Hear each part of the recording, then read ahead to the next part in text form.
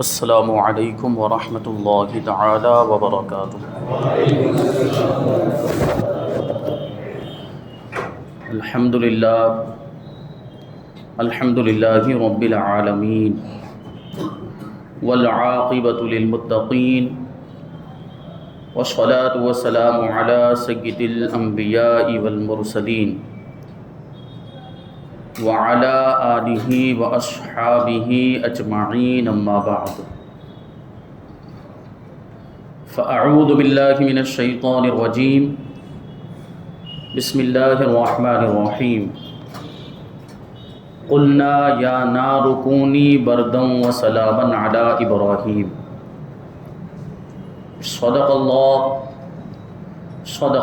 مولانا العظیم وصدق رسولہ النبی الامین المتین الکریم، ونحن علی ذلک لمن الشاہدین والشاکرین والذاکرین والحامدین والحمد للہ رب العالمین۔ آئیے ہم اور آپ اپنے دستور کے مطابق سب سے پہلے حضور سرور کائنات، فخر موجودات، باعث تخلیق کائنات، احمد مجتبی محمد مصطفیٰ صلی اللہ علیہ وسلم کی بارگاہ میں درود و سلام کا ہدیہ پیش کریں اور پڑھیں۔ اللہم صلی علی سیدنا و مولانا محمد معبد الجود والکرم وآلہ الکرام وابنہ الکریم وبارک وسلم صلاۃ و سلاما علیک یا رسول اللہ صلی اللہ تعالی علیہ وسلم۔ عزیزان ملت اسلامیہ، گزشتہ سال میں نے اسی موقع پر حضرت ابراہیم خلیل اللہ علیہ السلام کی سیرت کے کچھ ابتدائی حالات بیان کیے تھے۔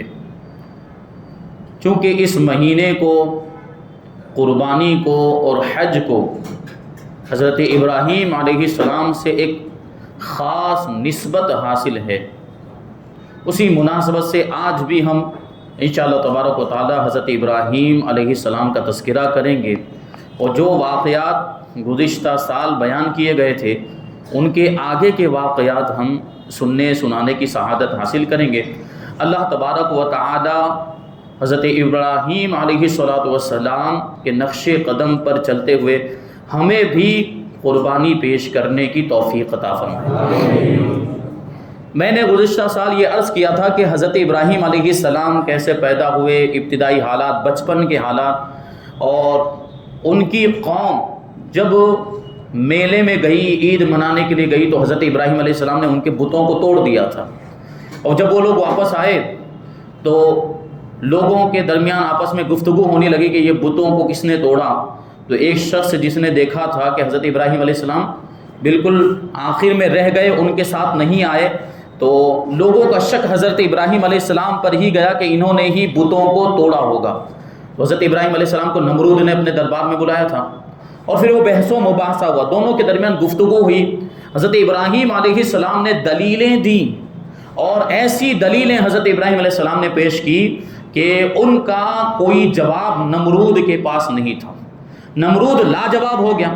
حضرت ابراہیم علیہ السلام نے کہا تھا کہ یہ بڑا بت جو ابھی یہ ٹوٹا نہیں ہے، اس کے ہاتھ میں یہ کلہاڑا ہے، تو اسی نے باقی کو توڑا ہوگا، تو اس کا تو ان کے پاس کوئی جواب نہیں۔ وہ کیسے کہہ سکتے تھے کہ یہ تو بت ہے، یہ تو مورتی ہے، یہ کیسے دوسرے بتوں کو توڑ سکتا ہے؟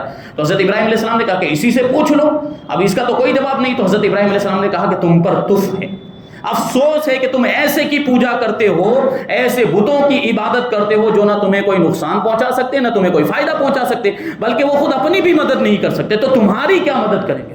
یعنی ان کو توڑ دیا گیا۔ اگر وہ معبود ہوتے، خدا ہوتے، تو اپنے آپ کو بچا لیتے، اپنے آپ کو نہیں بچا پائے، اس کا مطلب یہ ہے کہ یہ خدا ہونے اور معبود ہونے کے لائق ہی نہیں ہے۔ یہ سارے دلائل تھے حضرت ابراہیم علیہ السلام کے، وہ لاجواب ہو گئے، ان کے پاس کوئی جواب نہیں، ظالموں کے پاس، کافروں کے پاس کوئی جواب نہیں۔ تو آخر کار انہوں نے اپنا آخری حربہ اپنایا اور حضرت ابراہیم علیہ السلام کو قید کر دیا۔ نمرود نے حکم دیا کہ ابراہیم کو قید کر دیا جائے۔ اب یہاں پر نمرود نے اپنے سارے درباریوں کو بلا لیا، اپنے سارے مشاوروں کو بلا لیا، اور جو خواص تھے خاص لوگ سب کو بلا کر مشورہ کرنے لگا کہ ابراہیم کے ساتھ کیا کرنا چاہیے، یہ ہمارے لیے بڑا نقصان دہ ثابت ہو رہا ہے۔ لوگوں نے مشورہ کیا، اب یہ مشورہ دیا نمرود کو، اس کے درباریوں نے اور اس کے جو خاص لوگ تھے انہوں نے یہ مشورہ دیا کہ ابراہیم کو آگ میں ڈال کر اس کو جلا دیا جائے، ایک بہت بڑی آگ روشن کی جائے اور اس آگ میں ابراہیم کو ڈال دیا جائے اور جلا دیا جائے۔ اسی کو اللہ تبارک و تعالیٰ نے قرآن مجید کے اندر یوں ذکر کیا ہے، قالوا حرقوه وانصروا آلهتكم ان کنتم فاعلین،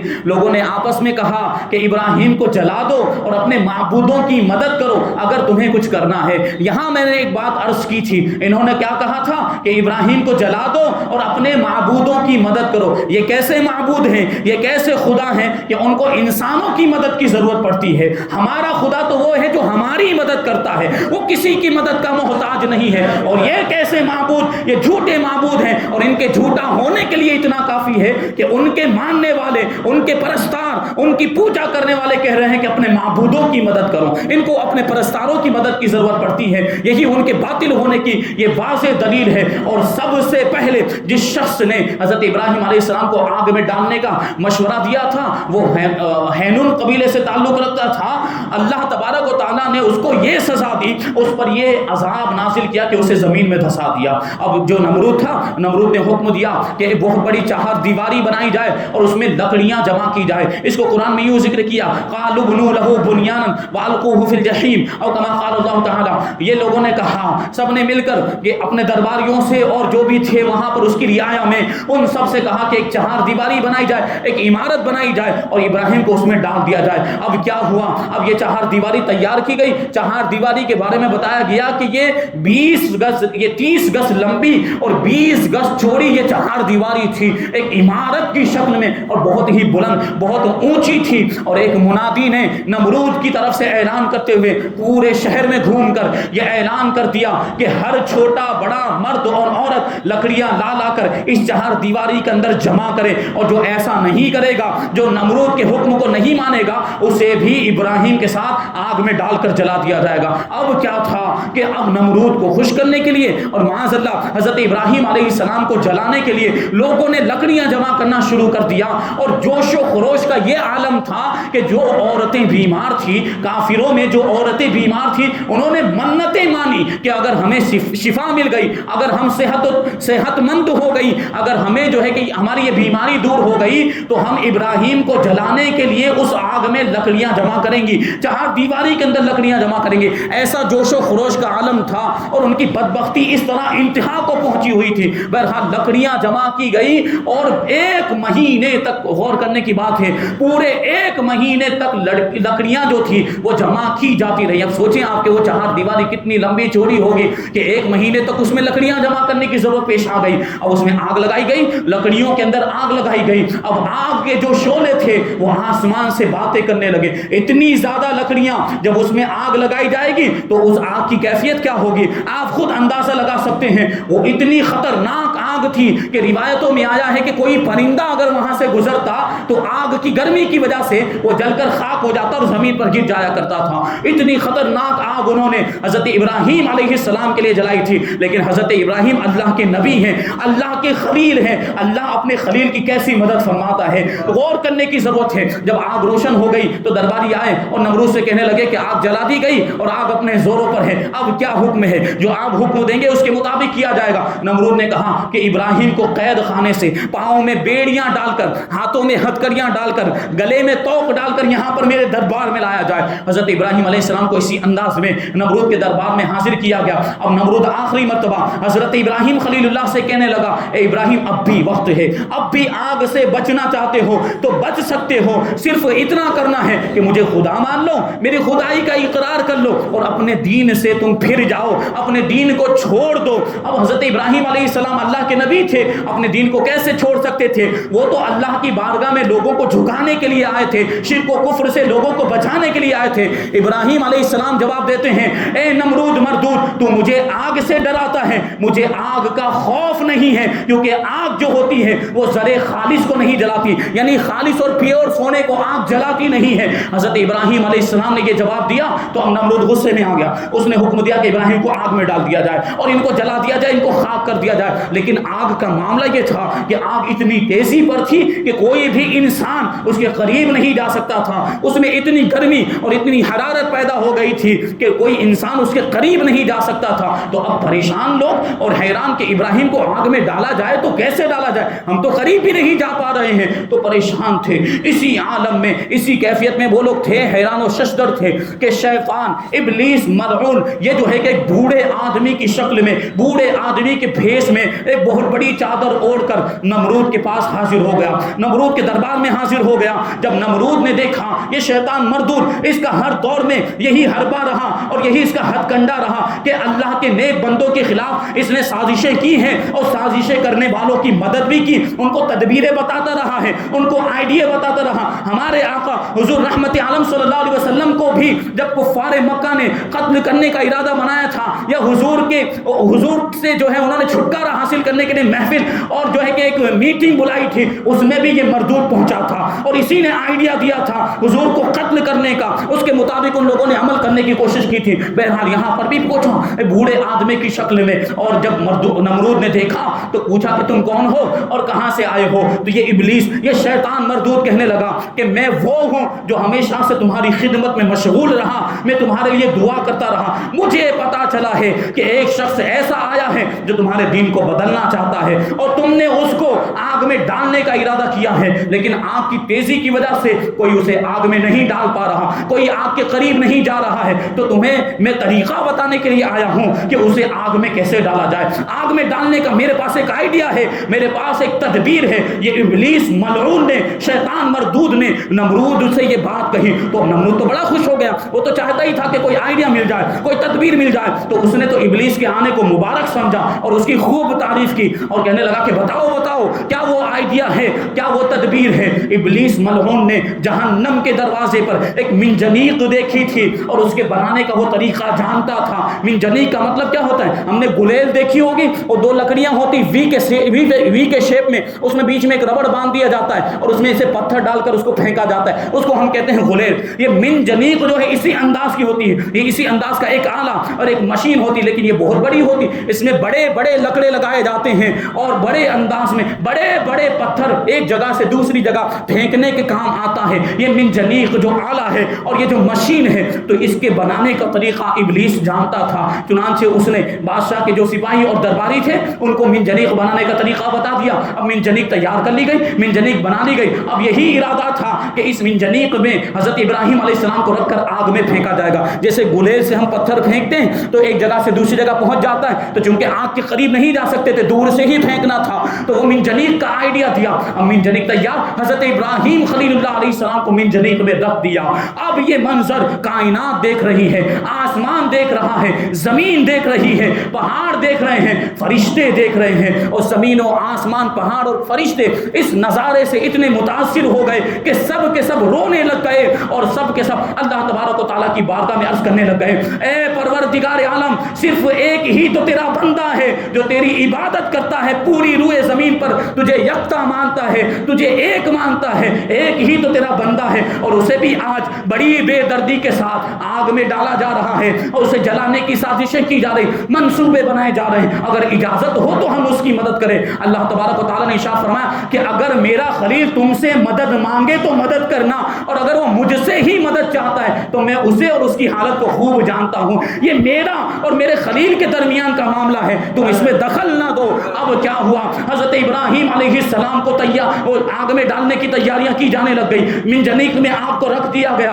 تو پانی کا فرشتہ آیا اور آنے کے بعد حضرت ابراہیم خلیل اللہ سے کہنے لگا، اے ابراہیم خلیل اللہ علیہ السلام، میں پانی کا فرشتہ ہوں، اللہ تبارک و تعالیٰ نے پانی کے خزانے میرے قبضے میں دے دیے، اگر آپ حکم دیں تو ابھی آنن فانن ان سارے کفار کو، ان سارے ظالموں کو میں پانی میں ڈبو کر ہلاک کر دوں اور یہ آگ جو ہے اس کو آنن فانن میں بجھا دوں، ایک لمحے میں یہ آگ ختم ہو جائے۔ اور پھر کیا ہوا؟ تھوڑی دیر کے بعد وہ جو ہوا کا فرشتہ ہے وہ حضرت ابراہیم علیہ السلام کی بارگاہ میں آیا اور آنے کے بعد کہنے لگا کہ اللہ تبارک و تعالیٰ نے مجھے ہوا پر اختیار عطا فرمایا کہ مجھے یہ اختیار ہے کہ ہوا کو جہاں چاہے لاؤں لے جاؤں، ہوا کو چلاتا ہوں، اگر آپ مجھے حکم دیں تو ہوا کے ذریعے سے اس آگ کو اڑا کر ان کافروں پر، ان بدبختوں پر ڈال دوں اور یہ آگ سے جل کر خاک ہو جائیں اور نیست و نابود ہو جائیں۔ لیکن ان دونوں فرشتوں سے حضرت ابراہیم علیہ السلام نے یہ کہا تھا، یہ جواب دیا تھا کہ یہ میرے اور میرے رب کا معاملہ ہے، تم اس میں دخل اندازی مت کرو، وہ مجھے جس حالت میں رکھے میں اس پر راضی ہوں، وہ میرے ساتھ جو فرمائے یہ اس کی مرضی ہے۔ یہ حضرت ابراہیم علیہ السلام کا جواب تھا۔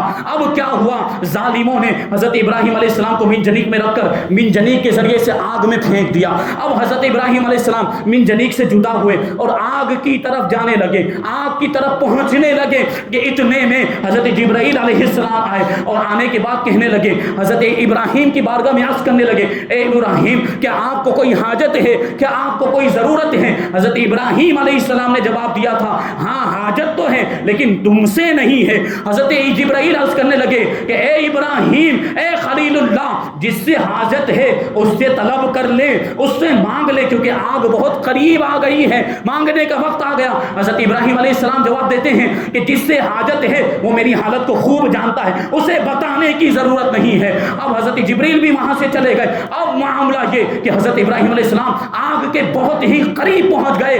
اب اللہ تبارک و تعالیٰ نے اس آگ کو حکم دیا، یا نار کونی برداً و سلاماً علی ابراہیم، اے آگ میرا خلیل تیرے اندر تشریف لا رہا ہے، خبردار اس کو جلانا مت، اس کو کوئی تکلیف مت پہنچانا، بلکہ تو سلامتی اور تو ٹھنڈی ہو جا،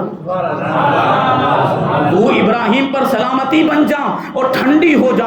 اتنا اللہ تبارک و تعالیٰ کا حکم ہونا تھا کہ وہ آگ گلزار بن گئی، بلکہ روئے زمین پر اس وقت جتنی آگیں جل رہی تھی وہ سب کے سب ٹھنڈی ہو گئی، یہ سوچ کر کہ کہیں یہ حکم ہمیں ہی نہ ہوا ہو۔ روئے زمین کی ساری آگیں بجھ گئی اور سب کے سب ٹھنڈی ہو گئی۔ اب حضرت ابراہیم علیہ السلام اس آگ میں پہنچے۔ ابھی کچھ دیر پہلے وہ جو چہار دیواری تھی وہ آتش کدا بنا ہوا تھا، اس میں آگ جل رہی تھی، وہ اتنی زیادہ روشن تھی کہ اس کے شعلے آسمان سے باتیں کر رہے تھے، لیکن وہی آگ حضرت ابراہیم علیہ السلام کی برکت سے ایک باغ بن گئی، اور جو اس میں لکڑیاں تھیں وہ لکڑیاں جو ہے ریاحین، نرگس، نسرین اور ارغوان میں تبدیل ہو گئی۔ اب ان میں کیا ہے، شگوفے نکل آئے، ان میں جو ہے کہ یہ کلیاں اگ گئی، ان میں پھول اگنے لگ گئے، اور معاملہ یہ تھا کہ وہاں پر میوے بھی لگ گئے، درختوں کے اندر پودوں کے اندر پھل اگنے لگ گئے، پانی کے چشمے جاری ہو گئے۔ اب درختوں کے اور پودوں کے کی ٹہنیوں پر، ان کی شاخوں پر بلبلیں آ گئی اور قمریاں آ گئی، اور وہ چہچہانے لگ گئی، اپنے ترانے گانے لگ گئی، اپنے نغمے گانے لگ گئی۔ گلزار کا مطلب حقیقت میں گلزار جو باغ ہوا کرتا ہے، جو گلشن ہوا کرتا ہے، اس کی کیا کیفیت ہوتی؟ اس میں درخت پودے ہوتے ہیں، اس میں پھول پھل ہوتے ہیں، اس میں قمریاں بھی ہوتی ہیں، اس میں بلبلیں بھی ہوتی ہیں۔ اور پھر کیا ہوا، فرشتے آئے اور حضرت ابراہیم علیہ السلام کو جنتی لباس پہنایا، جنت کا کرتا پہنایا، اور جنت کے تخت پر حضرت ابراہیم علیہ السلام جلوہ افروز ہو گئے۔ اور شان یہ تھی کہ داہنی جانب حضرت جبرائیل علیہ السلام ہے اور بائیں جانب حضرت میکائیل علیہ السلام ہے، اور ایک فرشتہ ہے جو ہاتھ میں پنکھا لے کر حضرت ابراہیم علیہ السلام کو ہوا دینے لگ گیا۔ تھوڑی دیر گزری تو نمرود نے سوچا کہ لاؤ دیکھوں مکان کی چھت پہ چڑھ کر کہ ابراہیم کا کیا حال ہے۔ وہ چڑھا، بلند چھت پہ چڑھا نمرود، اور وہاں سے جھانک کر دیکھا، اس کی نگاہ پڑی تو منظر دیکھ کر اس کے ہوش اڑ گئے۔ کیا دیکھتا ہے کہ حضرت ابراہیم علیہ السلام فرشتوں کے جھرمٹ میں جنتی تخت پر بیٹھے ہوئے ہیں، اور وہ جو آگ تھی جس کو اتنی محنتوں کے بعد اس نے روشن کیا تھا وہ گلزار بن چکی ہے۔ وہیں سے اس نے حضرت ابراہیم علیہ السلام کو آواز دی، اور نمرود کہنے لگا کہ اے ابراہیم یہ کیسے ہو گیا، تم آگ سے بچ کر یہ ناز و نعم میں کیسے پہنچ گئے، یہ آگ گلزار میں کیسے تبدیل ہو گئی؟ حضرت ابراہیم نے ایک ہی جملہ کہا تھا جو ہر مسلمان کو ہر موقع پر کسی بھی نعمت کے ملنے پر کہنا چاہیے۔ حضرت ابراہیم نے کہا تھا ھذا من فضل ربی، یہ میرے رب کا فضل ہے، یہ میرے رب کا احسان ہے، میرے رب نے مجھے بچایا۔ یہ ایمان افروز منظر دیکھنے کے بعد حضرت لوط علیہ السلام جو حضرت ابراہیم کے بھتیجے تھے وہ بھی ایمان لے آئے، اور حضرت سارہ رضی اللہ تعالیٰ عنہ جو حضرت ابراہیم علیہ السلام کی چچی کی بیٹی وہ بھی ایمان لے آئی، اور ایک روایت میں آیا کہ نمرود کی خود کی بیٹی جس کا نام رغفہ تھا وہ بھی ایمان لے آئی، وہ بھی مسلمان ہو گئی۔ اور اس کے ایمان لانے کا واقعہ بھی بڑا ہی دلچسپ ہے اور ایمان افروز ہے، ایمان کو تازہ کرنے والا۔ کیا ہوا کہ حضرت ابراہیم علیہ السلام اس آگ کے جو گلزار بن گئی تھی اس میں کئی دن تک رہے تھے۔ جب چند روز گزر گزر گئے. حضرت ابراہیم علیہ السلام ابھی اندر ہی اس چہار دیواری کے اندر ہی ہیں. تو نمرود کی بیٹی رغفہ نمرود کے پاس آئی اور آنے کے بعد کہنے لگی کہ ابا جان ابراہیم کو آگ میں ڈالے ہوئے بہت دن گزر گئے, میں چاہتی ہوں کہ اوپر مکان کی چھت پر چڑھ کر دیکھوں کہ ابراہیم کا کیا حال ہے. تو نمرود نے کیا جواب دیا؟ نمرود نے کہا کہ ابھی تک تو وہ جل کر خاک ہو گیا ہوگا, معاذ اللہ, ابراہیم جو ہے وہ جل کر خاک ہو گیا, دیکھنے کی کیا ضرورت. لیکن اس نے دوبارہ اجازت مانگی نمرود کی بیٹی نے, تو اب نمرود نے اجازت دے دی. اب نمرود کی بیٹی مکان کی چھت پر چڑھی, ایک بلندی پر چڑھی اور وہاں سے اس نے چہار دیواری کے اندر دیکھا تو وہی منظر, حضرت ابراہیم علیہ السلام جنتی تخت پر تشریف فرما, آس پاس میں فرشتے موجود ہیں اور وہ آگ گلزار بن چکی ہے. نمرود کی بیٹی نے پوچھا کہ آپ یہ آگ سے کیسے بچ گئے, آپ کو اس آگ سے کس نے بچایا اور یہ آگ گلزار میں کیسے تبدیل ہو گئی. حضرت ابراہیم علیہ السلام نے نمرود کی بیٹی کو جواب دیا رغفہ سے. حضرت ابراہیم خلیل اللہ نے کہا تھا من کانا فی قلبہ معرفت اللہ لا تحرقہ النار, کہ جس کے دل میں اللہ کی معرفت ہوتی ہے آگ اسے جلا نہیں سکتی.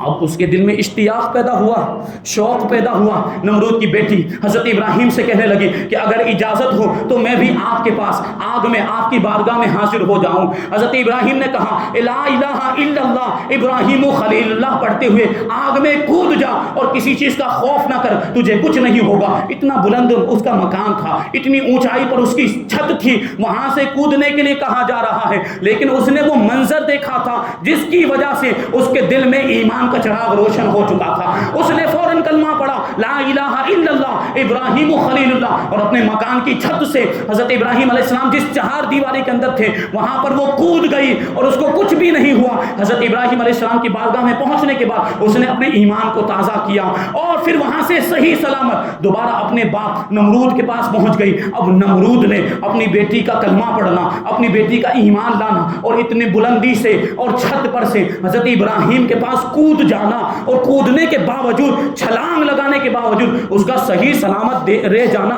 یہ اس نے دیکھا, اس نے مشاہدہ کیا. اس کو بڑا تعجب ہوا, نمرود کو بڑا تعجب ہوا, لیکن ملامت کرنے والوں کے ڈر سے اب بھی وہ ایمان لانے کے لیے تیار نہیں ہوا. وہ یہ سوچ رہا ہوگا کہ لوگ مجھے کیا کہیں گے, اگر میں ایمان لے آؤں گا تو مجھے لوگ میرے بارے میں کیا باتیں کریں گے کہ دیکھو خود خدا بنتا تھا, خود خدائی کا دعویٰ کرتا تھا اور ابراہیم کے آگے جھک گیا, اس لیے وہ ایمان نہیں لایا. اگرچہ اس کی نگاہوں کے سامنے حضرت ابراہیم علیہ السلام کی دین کی حقانیت یہ آفتاب سے زیادہ روشن ہو چکی تھی, یہ ساری باتیں واضح ہو چکی تھی, اس کے باوجود ایمان نہیں لایا. اس نے اپنی بیٹی کو بلایا اور پہلے شفقت سے سمجھایا کہ دیکھو تم ابراہیم کے دین سے پھر جاؤ, دوبارہ اپنے پرانے دین کی طرف آ جاؤ. تو اس نے انکار کر دیا کہ ایمان والے جب ان کے دلوں میں ایمان راسخ ہو جاتا ہے, جب ایمان مضبوط ہو جاتا ہے تو پھر وہ اپنے دین سے نہیں پھرتے, وہ ایمان کو نہیں چھوڑتے, ایمان کے دامن کو اپنے ہاتھ سے نہیں جانے دیتے. یہ ایمان والوں کی شان ہوا کرتی ہے. نمرود کی بیٹی نے انکار کر دیا, میں ابراہیم کے دین کو نہیں چھوڑ سکتی.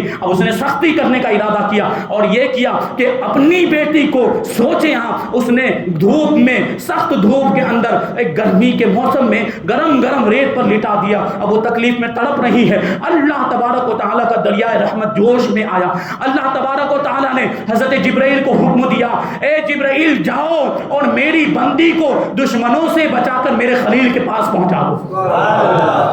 حضرت جبرائیل آئے اور جبرائیل نے آنے کے بعد وہ نمرود کی جو بیٹی تھی اس کو بچایا اور حضرت ابراہیم علیہ السلام کے پاس پہنچا دیا. ایک مدت کے بعد حضرت ابراہیم علیہ السلام نے اسی رغفہ جو نمرود کی بیٹی تھی اس کا نکاح اپنے ایک بیٹے مدین کے ساتھ کر دیا. اب یہ ہوا کہ یہ نیک اور پارسا خاتون تھی, حضرت ابراہیم علیہ السلام کی حقانیت پر, حضرت ابراہیم کے دین پر یہ ایمان لائی تھی. اس کی برکت دیکھیں کہ اللہ تبارک و تعالیٰ نے اس جوڑے سے 20 فرزند پیدا فرمائے, اس جوڑے کو 20 بیٹے عطا فرمائے جو بطنن بعد بطنن سارے کے سارے مسند نبوت پر فائز ہوئے. سب کو اللہ تبارک و تعالیٰ نے نبوت کا مقام و مرتبہ عطا فرمایا. تو یہ دیکھیں اللہ تبارک و تعالیٰ نے اپنے خلیل کی کیسی مدد فرمائی. جب کہنے کا مقصد یہ ہے کہ جب خلوص ہوتا ہے, جب للہیت ہوتی ہے, جب انسان اپنے آپ کو اپنے رب کے حوالے کر دیتا ہے اور وہ اپنے رب کا ہو جاتا ہے تو پھر رب کی مدد آتی ہے. رب اپنے بندوں کو بے یار و مدد مددگار نہیں چھوڑتا، اپنے ماننے والوں کو جو ہے کہ دشمنوں کے قبضے میں نہیں چھوڑ دیتا، بلکہ وہ ان کی مدد فرمایا کرتا ہے۔ بہت سارے واقعات ہیں، اس کے بعد بھی اور تفصیلات ہیں، انشاءاللہ تبارک و تعالیٰ پھر کبھی موقع ملا تو اس کو بیان کیا جائے گا کہ حضرت ابراہیم علیہ السلام آگ سے نکلے تو اس کے بعد کیا ہوا۔ حضرت ابراہیم علیہ السلام نے آگ سے نکلنے کے بعد بھی تبلیغ کی، لوگوں کو سمجھانے کی کوشش کی، لیکن لوگ پھر بھی ماننے کے لیے تیار نہ ہوئے، تو آخرکار حضرت ابراہیم علیہ السلام نے بابل کو چھوڑ دیا، ملک شام کی طرف ہجرت فرمائی، اور ملک شام جانے سے پہلے آپ مصر گئے، مصر میں کیا واقعات پیش آئے، اور پھر حضرت سارہ رضی اللہ تعالی عنہا سے کوئی اولاد نہیں تھی، تو حضرت اسماعیل علیہ السلام کیسے پیدا ہوئے، حضرت ہاجرہ رضی اللہ تعالی عنہا کے بطن سے پیدا ہوئے، حضرت ہاجرہ رضی اللہ تعالی عنہا حضرت ابراہیم کے پاس کیسے آئیں، حضرت ابراہیم پیدا ہوئے، ان کے ساتھ حضرت ابراہیم کی محبت کیسی تھی، حضرت اسماعیل علیہ السلام کے ساتھ حضرت ابراہیم کی محبت کیسی تھی، اور پھر اللہ تبارک و تعالیٰ نے حضرت اسماعیل کو جو قربان کرنے کا حکم دیا تھا،